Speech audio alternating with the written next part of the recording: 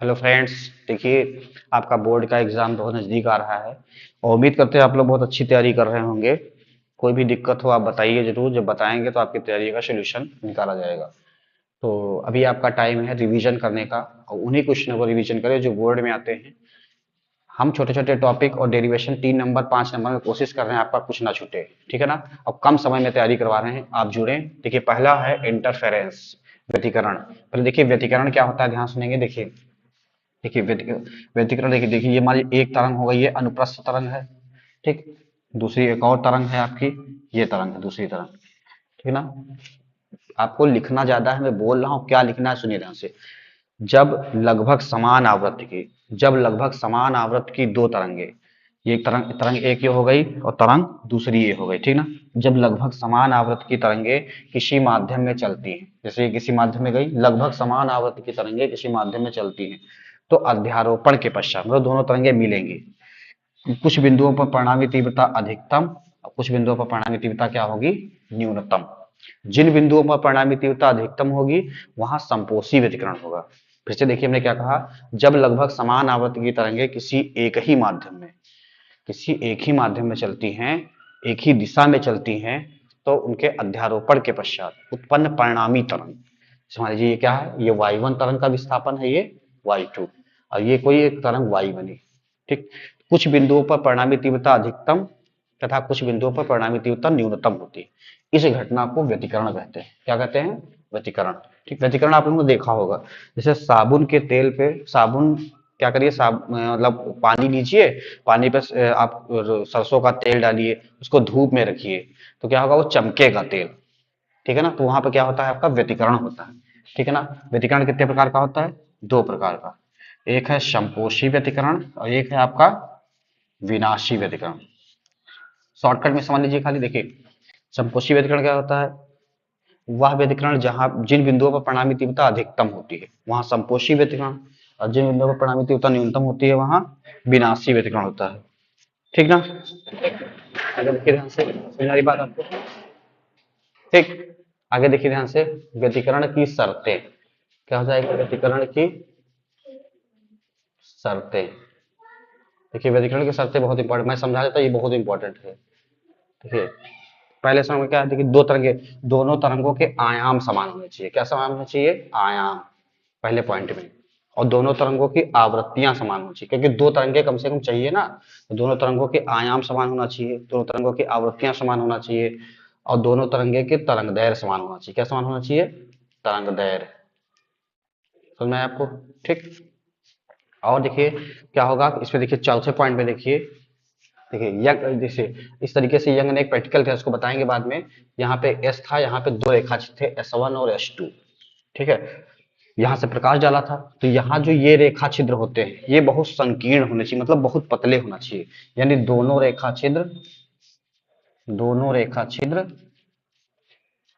कैसे होना चाहिए, संकीर्ण होना चाहिए, संकीर्ण होना चाहिए। ठीक ना। और अगला पॉइंट क्या है, पांचवा पॉइंट, दोनों रेखा छिद्र बहुत पास में होना चाहिए। दोनों रेखा छिद्र कैसे होने चाहिए, पास पास में होना चाहिए। ठीक है ना। और एक क्या होना चाहिए आपका, कला संबद्ध स्रोत होना चाहिए। इसको बताते हैं भी, बहुत इंपॉर्टेंट है। कला संबद्ध क्या होता है, प्लीज सुन लीजिए। कला संबद्ध क्या होता है कि यदि अगर यहाँ सुरंग निकले तो यहाँ सुरंग निकले, यानी अगर तरंगों के बीच कोई कलांतर नहीं है, यानी कलांतर नियत है, तो वो क्या होंगे, कला संबद्ध स्रोत। पहले सुन लीजिए, दोनों तरंगों का आयाम सेम होना चाहिए, दोनों तरंगों की आवृत्तियां समान होना चाहिए, दोनों तरंगों का तरंग दैर्घ्य समान होना चाहिए, दोनों रेखा क्षेत्र बहुत संकीर्ण होने चाहिए। यंग ने एक्सपेरिमेंट किया था, दो पर्दे लिए थे, दोनों रेखा क्षेत्र बहुत पास पास होने चाहिए, और यहाँ से जो तरंगे निकले उनका कलांतर क्या होना चाहिए, नियत होना चाहिए। ये व्यतिकरण की शर्तें हैं। ठीक। इसको देखिए, इसमें एक और मैंने परिभाषा क्या बताया आपको, ध्यान से लीजिए, कला संबद्ध स्रोत, इसको लिखना है। यानी ऐसा स्रोत जिनके बीच कलांतर नियत होता है, जैसे ये यहाँ पे S1 S2, ये कलांतर नियत होता है, इसे क्या कहते हैं हम लोग, कला संबद्ध स्रोत कहते हैं। ठीक ना। ठीक। अभी इसको बताते हैं डेरिवेशन आपका, परिणामी तरंग की तीव्रता का सूत्र। देखिए ध्यान से, देखिए व्यतिकरण की घटना में परिणामी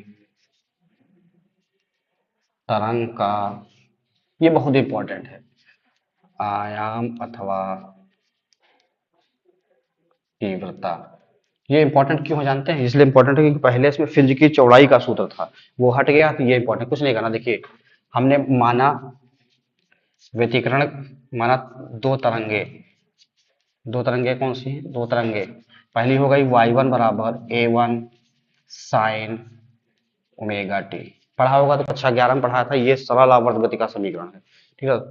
दूसरा आपका क्या है? y2 बराबर a2 sine omega t plus phi, ठीक, समझ बात।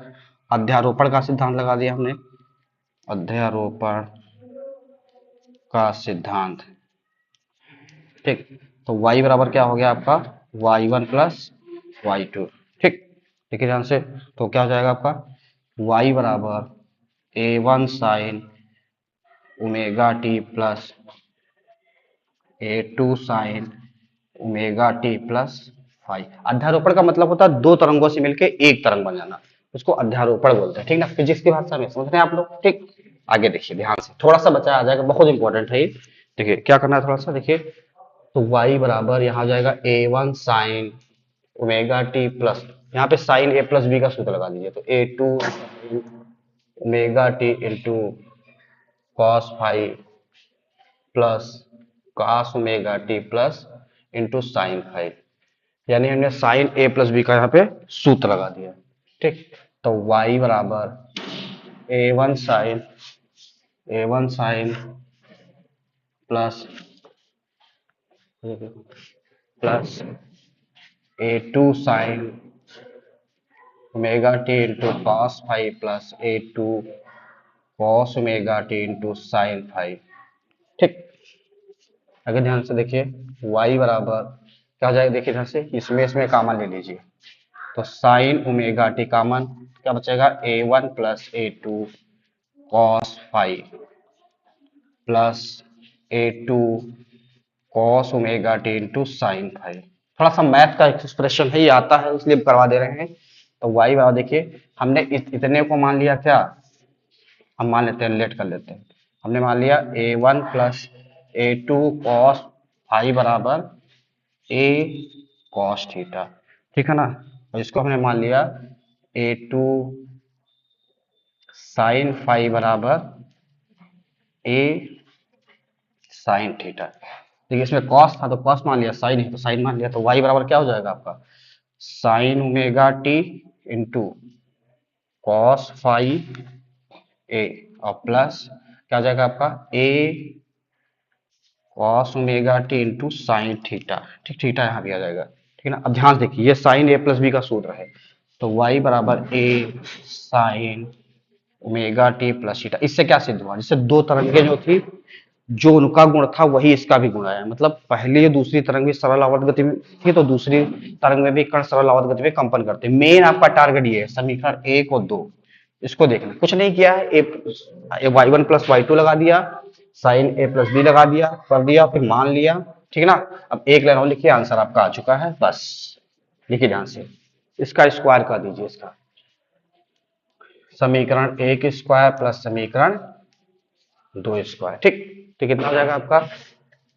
ए square cos square theta plus a square sine square theta बराबर, ये कितना हो जाएगा आपका? देखिए